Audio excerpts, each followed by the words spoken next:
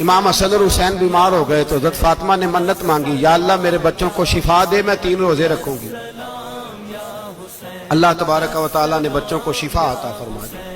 اور میں سمجھتا ہوں یہ کربلا کی ٹریننگ تھی۔ روزے رکھے بچوں نے۔ کس نے روزے رکھے؟ بچوں نے۔ کس نے؟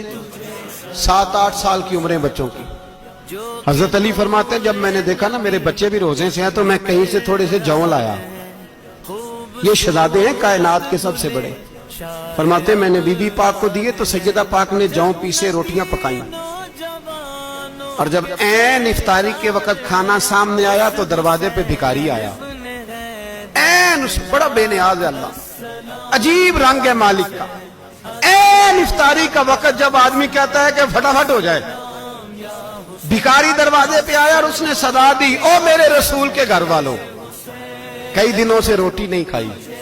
حضرت علی نے، حضرت فاطمہ نے بچوں کی طرف دیکھا تو امام حسین چھوٹے تھے سب سے، انہوں نے سب سے پہلے برتن اٹھائے کھانے والے، اور کہنے لگے اماں میں نہ دیکھے آؤں۔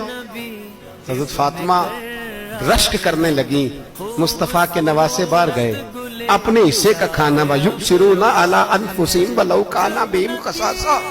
اللہ فرماتے ہیں انہیں بڑی اشد ضرورت بھی ہو پھر بھی وہ دوسروں پہ اثار کر دیتے ہیں۔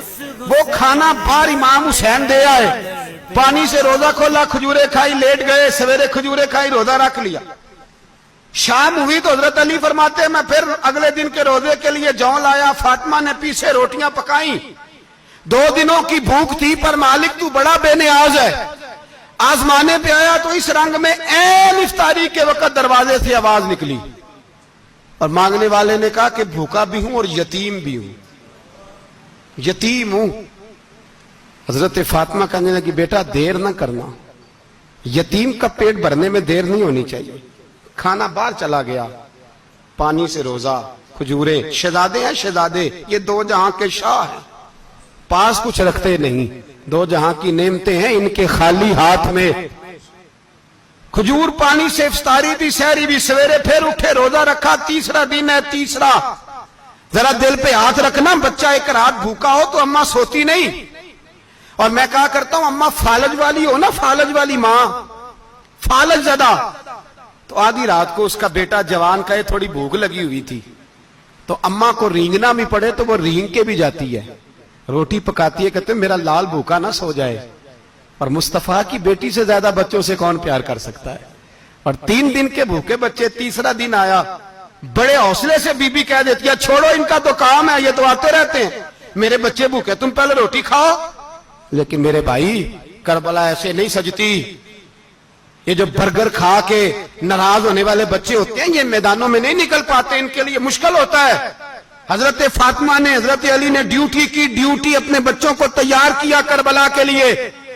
تیسرے دن جب رکھا صاحب نے کھانا تو باہر سے بولنے والا بولا کہا میں مسکین ہوں، لاچار ہوں، گھر بھی کوئی نہیں، کھانا بھی کوئی نہیں۔ امام حسین پھر اٹھے، تیسرے دن کا بھی کھانا دے دیا۔ حضرت علی فرماتے میں بچے پکڑ کے مسجد لے کے گیا، کہیں بھوک سے میرے لال گر نہ جائیں۔ کہتے ہیں ہامتے کامتے تینوں شہزادے مسجد میں داخل جو ہوئے تو بس ہماری قیمت پڑ گئی، مول پڑ گیا ہمارا۔ کہتے ہیں مسجد میں قدم رکھا تو ایسے لگا جیسے نبی پاک ہمارا انتظار کر رہے ہیں۔